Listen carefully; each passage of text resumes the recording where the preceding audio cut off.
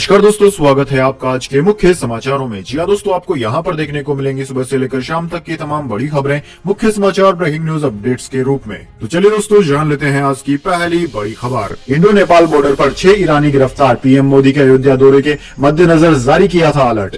जी हाँ दोस्तों, प्रधानमंत्री नरेंद्र मोदी के अयोध्या दौरे के मद्देनजर जारी अलर्ट के बीच सुरक्षा एजेंसियों को बड़ी सफलता मिली है। महाराज जंग पुलिस ने शनिवार को इंडो नेपाल बॉर्डर पर 6 ईरानी नागरिकों को गिरफ्तार किया। सभी आरोपी फर्जी दस्तावेज के आधार पर भारत से नेपाल में घुसपैठ करने की फिराक में थे।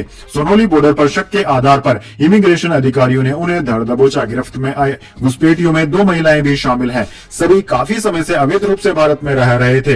दोस्तों, महाराजगंज के एएसपी आदित्य कुमार सिंह ने बताया कि भारत नेपाल सीमा पर 6 ईरानी नागरिक पकड़े गए हैं। इनमें 4 पुरुष और 2 महिला शामिल हैं।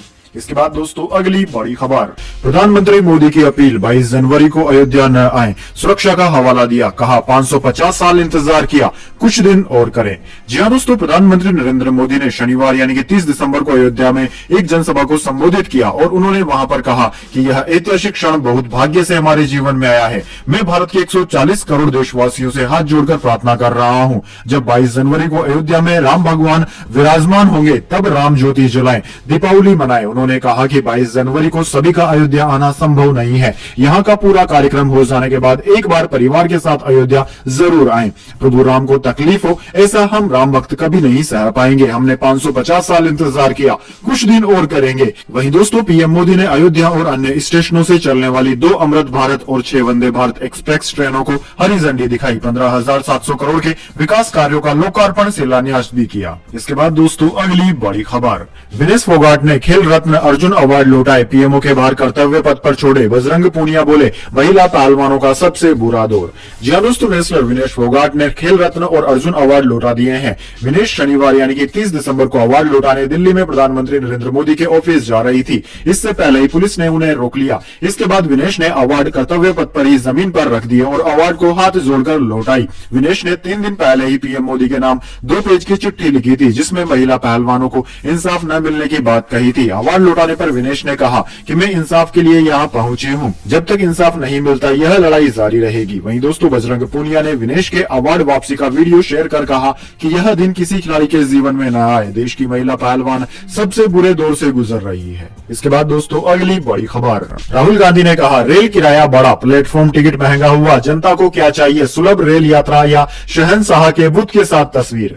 जी हाँ दोस्तों, लोकसभा चुनाव, कांग्रेस लोकसभा चुनाव से पहले केंद्र की मोदी सरकार पर लगातार हमलावर है। राहुल गांधी ने बेरोजगारी और महंगाई जैसे मुद्दों पर मोदी सरकार को घेरा। उन्होंने सोशल मीडिया प्लेटफॉर्म एक्स में ट्वीट करके रेलवे किराया और रसोई गैस की कीमत को लेकर कटाक्ष किया। राहुल ने कहा कि भारतीय रेल ने हर वर्ग का किराया बढ़ा दिया है। किराए में बुजुर्गों को मिलने वाली छूट को भी खत्म कर दिया गया है। प्लेटफॉर्म टिकट के भी दाम बढ़ गए हैं। उन्होंने केंद्र सरकार से सवाल किया कि जनता की मेहनत की कमाई से निचोड़ा जा रहा यह पैसा क्या सेल्फी स्टैंड बनाने के लिए था? भारत की जनता को क्या चाहिए, सस्ता गैस सिलेंडर और सुलभ रेल यात्रा या फिर शहंशाह के बुत के साथ तस्वीर?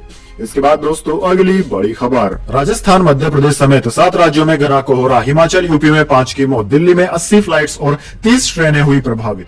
जी हाँ दोस्तों, राजस्थान, मध्य प्रदेश समेत 7 राज्यों में शनिवार सुबह घना कोहरा देखने को मिला। दिल्ली, पंजाब, हरियाणा, राजस्थान और मध्य प्रदेश में मौसम विभाग ने 30 और 31 दिसंबर को कोहरे का रेड अलर्ट जारी किया। हिमाचल और उत्तर प्रदेश में कोहरे के चलते रोड एक्सीडेंट में 5 लोगों की मौत हो गई। उधर लगातार चौथे दिन दिल्ली एयरपोर्ट से फ्लाइट्स के लेट होने का सिलसिला जारी रहा। सुबह 8 बजे तक 80 फ्लाइट्स और 30 ट्रेनें अपने निर्धारित समय से नहीं चल पाई। उत्तर रेलवे के अनुसार ज्यादातर ट्रेनें 2 घंटे से 6 घंटे तक की देरी से चल रही थी। वहीं गुरुवार को 134 फ्लाइट डिले हुई थी, जिनमें इंटरनेशनल और डोमेस्टिक उड़ानें शामिल थी। वहीं दोस्तों, इंडियन मेट्रोलॉजी डिपार्टमेंट के मुताबिक पंजाब, हरियाणा, दिल्ली, उत्तर प्रदेश, बिहार, उत्तरी राजस्थान और उत्तरी मध्य प्रदेश के कुछ एयरपोर्ट, हाईवे और रेल रूट कोहरे की वजह से 31 दिसंबर को भी प्रभावित हो सकते हैं। 30 दिसंबर से 2 जनवरी के बीच कश्मीर, हिमाचल प्रदेश, उत्तराखंड समेत नॉर्थ वेस्ट और सेंट्रल दिल्ली में हल्की बारिश और बर्फबारी का अनुमान जताया गया है।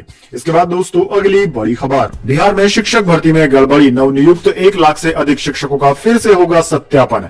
जी हाँ दोस्तों, बिहार शिक्षा विभाग ने पिछले महीने भर्ती हुए लगभग 1 लाख शिक्षकों के पुनः सत्यापन का आदेश दिया है। विभाग को शिकायत मिली थी कि प्रवेश परीक्षा में शामिल होने वाले और नियुक्त होने वाले उम्मीदवार अलग अलग थे, जिसके बाद यह निर्णय लिया गया। शिक्षा विभाग के अतिरिक्त मुख्य सचिव के पाठक ने 28 दिसंबर को सभी जिला अधिकारियों को लिखे पत्र में 15 जनवरी से पुनः सत्यापन अभियान चलाने का आदेश दिया है। इसके बाद दोस्तों अगली बड़ी खबर, राजस्थान में 22 मंत्री बने, इनमें 17 पहली बार, एक सीट पर वोटिंग बाकी, इसका प्रत्याशी भी मंत्री बना। राजस्थान में ऐसा पहला मामला। जी हां दोस्तों, राजस्थान में भजनलाल सरकार मंत्रिमंडल का विस्तार हो गया है। राज्यपाल कलराज मिश्र ने 22 मंत्रियों को शपथ दिलाई। इनमें 12 कैबिनेट और 5 राज्य मंत्री स्वतंत्र प्रभार 5 राज्य मंत्री हैं। वहीं दोस्तों भाजपा ने श्री करणुपुर सीट से प्रत्याशी सुरेंद्र पाल सिंह टीटी को मंत्री बनाया। यह राजस्थान में पहला मामला है जब चलते चुनाव के बीच प्रत्याशी को मंत्री बनाया गया हो। श्री करणपुर सीट पर कांग्रेस प्रत्याशी गुरमीत सिंह कुन्नूर के निधन के कारण चुनाव कैंसिल हो गए थे। वहां 5 जनवरी को वोटिंग है। नियम के अनुसार कोई भी वयस्क भारतीय नागरिक बिना विधायक बने 6 महीने तक मंत्री बना रह सकता है। इसके बाद दोस्तों अगली बड़ी खबर, 15 मिनट के रोल से छाए बॉबी देओल, तो भाई सनी देओल हुए इमोशनल, बोले लोगों ने उनके साथ अच्छा नहीं किया। जी हां दोस्तों, बॉबी देओल इस वक्त एनिमल की सफलता का जश्न मना रहे हैं, लेकिन एक वक्त था जब कोई फिल्म निर्माता उन्हें पूछ नहीं रहा था। उनमें तब भी भरपूर काबिलियत थी। वेब सीरीज आश्रम उनके करियर का महत्वपूर्ण पड़ाव था, जिसने उन्हें न सिर्फ बुरे वक्त से उबारा बल्कि लोगों को बताया कि वे विलेन के रोल में निभाने में कितने माहिर हैं। अब सनी देओल ने एक बातचीत में बॉबी देओल के करियर के उतार चढ़ाव पर दिल की बात कही। सनी ने कहा कि मैं उनके लिए बहुत खुश हूं। लोग उनके साथ निष्पक्ष नहीं थे। लोग कहते थे कि वे कितने प्यारे लड़के हैं। हर कोई ऐसी बात कह रहा था, लेकिन कोई उनके लिए कुछ नहीं कर रहा था। वे उनकी क्षमता किससे वाकिफ थे। सनी देओल वेब सीरीज आश्रम को बॉबी देओल के करियर का टर्निंग पॉइंट मानते हैं।